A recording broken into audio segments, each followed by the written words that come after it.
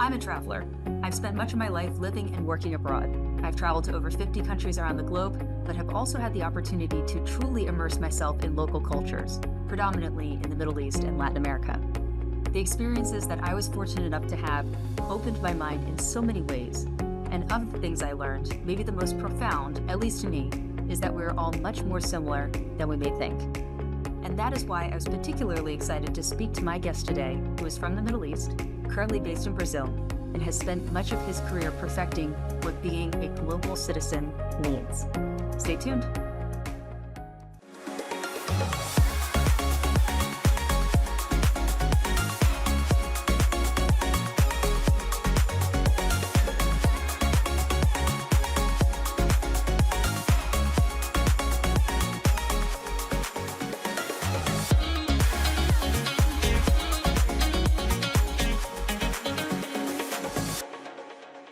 Welcome to Invest Insights. I'm your host, Abby Lindenberg. Today, I am joined by Omani diplomat, His Excellency Talal Alrahbi. Since receiving his bachelor's in economics from the University of Louisiana and his master's in public policy and management from the University of Oregon, he has spent his career committed to public service, including working in Oman's elected lower house of parliament and also in Oregon, working for local government. Talal was previously Oman's Deputy Secretary General to the Supreme Council of Poor Planning, and he also managed the inception of a 5-year program for national economic diversification in Oman. He has also been highly decorated with awards and accolades, including the Knight of the Order of the Star of Italy for his work in strengthening the economic relationships between Italy and Oman. With his passion to always be of service to the public, recognition is simply a bonus, not a goal. Welcome, Talal. Thank you so much for being here today. Thank you, Abby, for having me. Glad to be with you here. Well, as you know, but not many of our viewers know, I spent a lot of time in the Middle East early in my career, and mainly in the GCC, and I've been to Oman many times. And I just look back at that time with such happiness. It was a wonderful place to be. I find the Arab culture just incredibly welcoming. And to watch all of the development happening, you think of like the tall buildings in Dubai, but also the economic diversification all over the region has been just so inspirational and so interesting to watch. So you have very much been a part of that. And I'm really looking forward to our discussion today. Me too, actually. And this interview gave me a flashback of COVID time when we did meetings and interviews online. Exactly. Next time in Brazil, for sure. Hopefully. Well, listen, you obviously grew up in Oman and you went to university in America in Louisiana. And then when you finished your graduate studies, you began working in Oregon. And moving from the deep south to the Northwest in America would be a culture shock for Americans, let alone someone who's not from America. And so, how did that series of cultural collisions shape your early 20s? I'm actually very fortunate, one of the few that had the chance to grow up in Oman, and I will talk a little bit about my growing up in Oman because there is a reason for it, not because of myself, and also to have the opportunity to live in many states in the U.S., starting from South Carolina, Louisiana, moving to Oregon, and in between Indiana and California. So that shaped my youth time, my early 20s, living and shaping my opinions, the way I view the world. I grew up in Oman. I was born in Oman. The year I was born, 1974, although I'm much younger than that. But the year I was born, Oman population was only 750,000. Wow. So, less than a million, barely 750,000 people living in Oman. Today, the population of Oman close to 5 million. And the GDP of Oman at the time when I was born, it was not even 1.7 billion. It was shy from 1.7 billion. Today, we are reaching $110 billion. That's immense. And between these two numbers, actually my life and how I grew, and I saw the development in the country. I saw the development of the infrastructure. I saw the development of schools. My first class, actually, grade 1, we temporarily had to do it in outside under the tree before moving to the classroom. And today, from two schools only in 1970, today we have hundreds, so close to 2,000 schools around the country. So remarkable change, and not having hospitals, only one hospital in the capital. And today we have many hospitals and health centers, and the life expectancy from 40s, now we're reaching close to 80. So remarkable changes. And that is part of me and my personality. I grew up also part of, or the major part of my 20s in the US. So I saw the development in the US from the 90s to entering the millennium, and how generation change, politics change. I was in the US during Clinton time, so focused a lot on that and understanding the politics. So it's an interesting time, and I'm fortunate to be part of it. Why was it important to you and your family to work and study abroad? And did you know how key it would be to shaping who you would eventually become? Interesting. When I was in junior high, I decided to study economics. I used to read a lot growing up, reading. So reading is key factor in shaping my personality. And luckily, we didn't have WhatsApp or internet, so books were the joy of the day. And reading, I got fascinated a lot by economics and the development after World War II in many countries and everything else. So that made me like the topic. So I read more about it. Then I knew that the strongest economy, the largest and the strongest economy in the world is the US. So I was determined since junior high to study economics in the US. When I finished high school, I didn't get the opportunity, so I started working. And then I got a full scholarship to study economics in the US. So I was lucky to be in the US and study economics and see also the growth of the stock market in the US in the 90s, the boom. Also, if you remember, the dot-com bubble was during that time. The growth of the internet was during the 90s. And the same time I was studying in the university. So our economics professor, finance professor, we talked about this huge development. And looking back at it and reading Bill Gates' book at the time in the 90s, and reflecting how right he was about his vision of how the internet will shape and change people's life. Reading the book at the time, I thought it was like something for another generation. But living in that and seeing it is remarkable, really, to see how some people are so visionary to see the future. What was your first job and how did it shape you? Like your very, very first job? Yeah. My first job, working for the lower house of the parliament, elected officials, it shaped a lot of things in my thinking. First of all, I met representatives from all over the country, which I didn't know how the culture in Oman, because it's a very diverse culture between South, North, East, the interior side, because I grew up in Muscat, the capital. Understanding the tribe system in Oman more. Also understanding how policy formed in the government. When I worked, I was just turned 18 when I started working. So I was part of reading a lot of reports that come from the government or the recommendation report that we sent back to the government, and made me more interested in public policy. That's why when I did my master's, I focused and I did my master's in public policy. And, you know, when you mentioned things like understanding the diversity of Oman, I think a lot of outsiders wouldn't understand what that means. Can you tell us a little bit more about that tribal culture and how do you marry this incredibly, this country that's kicking off as you're watching it in your youth, going from how you described it in the 70s to where it is today? How does a country take all of that diverse population and come together to achieve what it has? It's to do with leadership. His Majesty at the time, Sultan Qaboos, who passed away in 2020, he ruled the country for almost 50 years. When he took over, as I told you, the economy was really small. They didn't have schools in the country, no hospital. There is child mortality, everything. It was a big challenge. And also there was a division in the country. There was a lot of wars internally. We had a war in the south with rebels. And right before he took over, also, Oman was divided into two sultanates, one in the interior and one in the coastal side.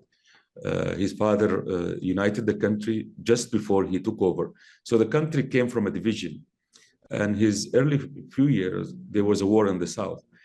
And tribes and regions were taking alliance here and there.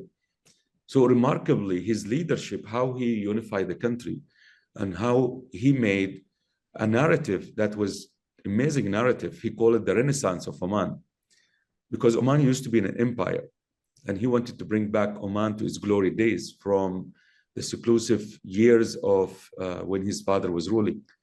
So that narrative and that vision this leader brought made the country rally behind him. At first, they thought it was only a call. Very important that even if you have time to read his first speech he gave on radio when he took over power in 23rd July 1970, he actually promised them, he said, "I promise to transform the country, and together we'll do it." So, and then he said a speech 10 years after, when people saw a remarkable change, and he said, "I promised you, and I think together we achieved what we did in only 10 years. Of course, the rest is history. 40 years after that, also we continued, and you lived in the region, you heard about Oman, how beautiful Oman is, how tolerant Oman is. Oman is away from war. We have a policy of being neutral. We attract a lot of investment. We are not in the news most times. That's why people don't hear about Oman, because we avoid troubles. We are peacemakers, and that's what we are famous for. We continue to live by that. You currently serve as Vice Chairman of Oman's Vision 2040 Implementation Follow-up Unit. According to the Sultan of Oman, and much to what you were just referencing, the success of that vision is the responsibility of everyone, that kind of concept of bringing everyone together. How have you taken on your portion of that responsibility, and what have you learned about yourself in the process? Actually, your second question is very interesting. I will have to answer that about how it changed me as a person. I worked for the Supreme Council of Planning in Oman, which was chaired at the time by the Sultan himself. And the council was responsible for the economy, for the planning, economic planning, regional planning, everything. There's a lot of projects we do under that. In addition, the council was also responsible for managing CapEx of the government. So any project, any infrastructure project, from the smallest to the largest project come through. At the time, we formed a committee, His Majesty formed a committee chaired by the current Sultan, actually. So the current Sultan, who led the development of Vision 2040, which we took a number of years to develop it, and I will explain why. The Sultan, he was my direct boss in managing the process. And I was chairing the technical committee at the same time, acting as the director of the project, with large team, with a lot of people to participate. And the request was, we have inclusion of the whole country in forming this vision. This vision is for people, so it shouldn't be a government vision, it should be the people's vision. And luckily, we didn't know that the current Sultan became the Sultan. So when he took over, of course, that's his project. So he immediately hit the ground running in implementing, and he formed this unit. And I was also lucky to be appointed with a royal decree to be vice chairman of this unit. So we started the implementation. And I'll tell you how difficult it was to form a vision and to include people in was a huge challenge. But implementation, as you know, that's where the challenge lies on. However, there is the good part, there's a determination by the leadership of the country. I know him very closely when we developed the vision. I understand his vision, and he knows what it takes to implement. He was part of the government. So I have no doubt that with his strong leadership and his willingness, that this will be achieved. You know, when you're speaking, I think about how awesome it is to have a seat at the table. I mean, to be working with the Sultan to be implementing such strategic vision for the country, it's a role that not many people are able to have. What is it like to have that seat at the table? I'm telling you, every time I say that, I'm very lucky. Lucky in a sense also, not only that I achieved the goals I wanted growing up to be part of this, but also that I was lucky to serve my country, a country that gave me so much. And that seat, sitting on those meetings with all the leadership, listening on the challenges, understanding that forming a policy or doing any project doesn't mean that you think it's right, it's right. You hear a lot of different views, and it widened the perspective. It shaped me as a person. It made me grow a lot. Older than my age, I always depended on younger people in the team, and they are the one who helped me achieve a lot of the burdens that I had, the responsibility. Because when you do work for the government, especially in the positions I had, you have a huge responsibility that people look up to you, that you form it. Also, you have the leadership of the country that look up to you, that they give you the trust. So you wake up every day, and I remember driving to my office every day, trying to remind myself that I have to make a difference today. So that's the mindset I enter my office. That's the mindset I enter the meetings. And that's the mindset when I choose the people. I was given the chance to select a lot of the leaders that work under me. A lot of them grew in their career. I'm very proud of them. A lot of them became in high positions, very successful. I follow their career. We keep in touch. And these are the people that made the difference. I don't think I would be able to achieve even quarter what I did and to give back to the country without the people who really worked day and night to make sure it happened. Even if their name was not there, even their picture were not there, but they are people that in every project, I beg them to join me. And I'll tell people, whoever is watching this, if you have good talents, good people, hold on to them, try to do your best to make them not only successful at their job, but also to be satisfied with what they're doing. And we have a lot of talent, but to find them is very difficult. And to keep them is even more difficult. And you know this very well. So I have at the top of my mind a lot of people that cross my mind every time I thought of the challenges we faced. When I was writing before the interview, I was writing the list of major projects I did. Reflecting on that, I said, this is crazy to do this in these short years.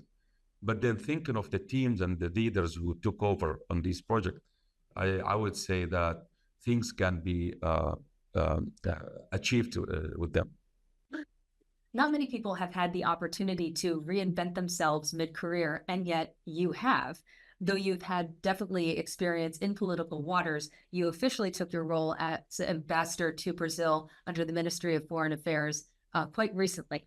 What compelled you to take on this position, and how have previous experiences prepared you for this step? Yes, after close to 10 years of huge challenges with the economy, the oil prices were low, and we have to do a lot of changes. Also to diversify the economy is a huge thing. Those years, I saw my pictures before and after, and the gray hair just spread. And the stress and the reflection on both pictures when I started and when I left that post, it can be told even by close family members. However, those experiences brought me to the job I have today.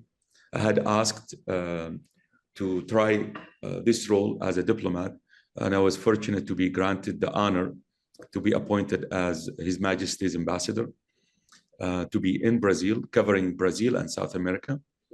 It's the only embassy in South America. And the economic opportunity is huge. We also have Brazil's largest investment in Oman. And because of this, and because of my economic background and the way I know how investment run in the country, I think this job came right. I focus a lot on economic development. I focus a lot on recruiting investment, explaining the potential of the country. Oman gives a lot of great advantages for people who want to start business in Oman. There is the free zones. There is a very nice word people or sentence to hear, tax-free, and tax exemptions for 10 years or more.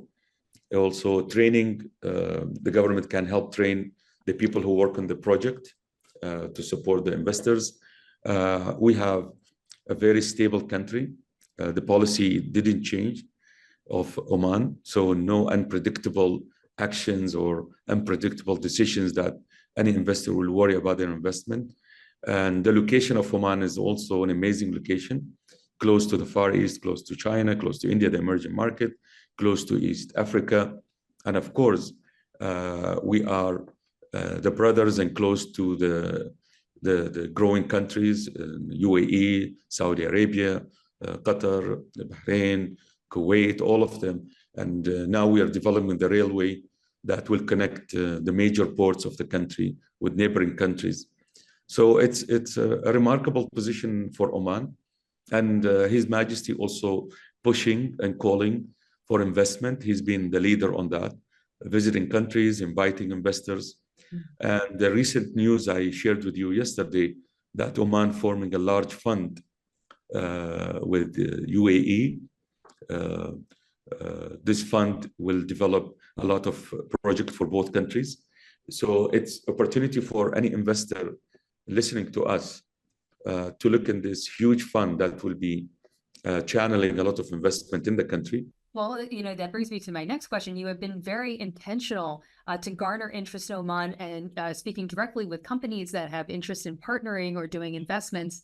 And you're very passionate about building those bridges. What have you found to be the biggest obstacles and challenges in that process? The biggest obstacle, to be honest, when people don't know about the country. And providing this information, because one-on-one, it's easy. And when I meet people and I talk to them, which I try to meet as much as possible of business people, most of my trips also, when I do it, is to meet business potential. When they hear me, they said, why we don't know about Oman of the potential? I said, we're working on it. We're trying to get the word out. So we've been doing a lot of campaigns.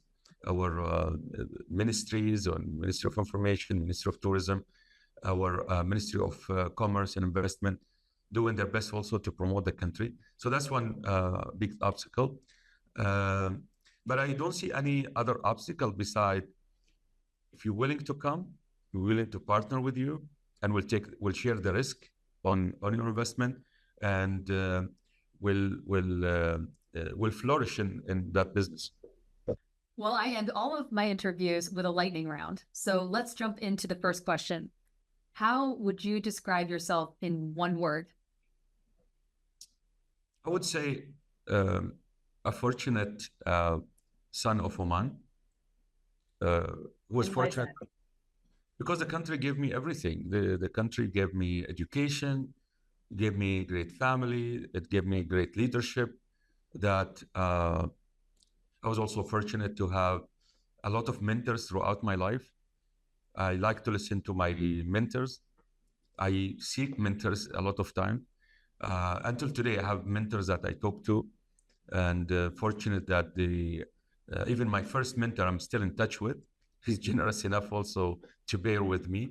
But listening and having that ability of being open-minded because of my family, and having those people throughout my career who helped me grow, either by teaching me or giving me the chance, teaching me that my bosses that I had, my colleagues, and also the leadership of the country that believed in me. His Majesty Sultan Qaboos, may he rest in peace, who gave me the trust, the ministers who gave me the confidence and the empowerment, His current Majesty who gave me the chance for Vision 2040, and today also he gave me the chance to serve for him. So I don't think another word to say how fortunate, so I don't want to jinx it more. What is the best advice you have ever received? Is to not not to judge. You need, because when you're growing up, you think your judgment is correct. You think you know a lot. But because they are older and they tell you a lot of times, just listen and wait or think about it. And that's the best advice. And throughout my life, actually, I listen. I try to have an open mind. I don't judge. I try not to judge people or judge situation. I try to wait and evaluate and see. And that was the best advice I had. The second best advice I remember for my first boss, actually, uh, when I told him about something, and I said, I don't think they will agree on this. He told me, listen, whatever you believe in and you think you should do it. Because the worst thing you will get is only a no. And that's hardly what you get. And that advice was correct. So no matter how crazy or no matter how wild the request or the idea, you are not losing anything by bringing it on the table. Sage advice indeed. How would you define global citizen? Nowadays, I think I see it clearly with my children, especially with my oldest son. My oldest son, his mother is American, his father is Omani. He grew up in both countries. He has families from two different cultures. He's proud of both heritage. He works in Oman now. I'm so proud of him. He studies economics. I don't know why, but he did study economics. And he landed in a job within his field. He did also statistics. And to see how he thinks and how he belongs in both cultures and how he's proud of both cultures, it shows you it's very difficult nowadays not to be a global citizen. And the internet and how people now in social media share opinions. You're surprised to hear somebody in Texas or somebody in Oman say something. And you wonder how people have the same opinion. They grew up in different culture, but that's how the world becoming now so small. What is the most impactful book that you've ever read? Actually, many books, to be honest. Maybe I can remember now the latest one, the latest two books, Sapiens and The Psychology of Money. And these two books that I read recently had a huge impact on the way I look at many things around me and how I view life and a lot of things. I recommend actually for people to read Sapiens. And not only my recommendation, but many people recommend the book. Also Psychology of Money. But a lot of books I read was on, and growing up that impacted me, was on autobiographies. So autobiographies of a lot of leaders around the world. One of the book I read was for Bill Clinton called My Life. And I pushed to meet him. So I was lucky to be able to be part of the team that invited him to Oman. So he came and I met him. We talked about his book. So the book had an impact. And when I met him, we talked about it. And he remembered the stories when we said, and he gifted me that. So those are few that I can remember at the top of my head. What makes you happy? First of all, my family. When I see my three boys and see them all happy, and see my brothers, sisters, my daughter, everybody that I see them happy, this brings me joy. And I think I listened to a very wise person online said, happiness is when you know that your children want to spend time with you. And you don't force them, they actually call you, they want to spend time with you. And I think I'm happy. I have good relationship with my children, with my brothers, my sisters, the family, and it's bringing me happiness. The other thing that brings me happiness is I am serving the country. Maybe it's a nice thing to say, but it's true. To be in my position, it brings me a lot of joy and happiness. It brings a lot of responsibility, but also bring happiness. And I hope to be able to repay the as much as I could of what I've got from the leadership of the country or my country, what it gave me. Also the US, because I studied in the US, I worked, people trusted me in the US to lead projects. Being a foreigner, I was fortunate also to work in the US for Lane County government. They trusted my work there. So those things and people that I gained throughout my life, I have friends throughout the world from many, many countries. We're still in touch. So these bring me happiness. And I hope for you also that listening to this bring you happiness from my statement. And if I were to forget everything that you've said today, what is the one thing you'd want me to remember? That to allow team members a chance to prove themselves. No matter how the ideas sound crazy or difficult to achieve, let it be and see what comes after. Well, that was His Excellency Talal Alrahbi, Omani diplomat. Talal, thank you so much for joining me again. Thank you, Abby, for this chance, and I wish you all the success in your projects. You've been watching Invest Insights with Abby Lindenberg. Please remember to subscribe, like, and follow. For even greater depth, subscribe to our website to download our annual business reports and register for our all-encompassing newsletter. And never miss a single insight.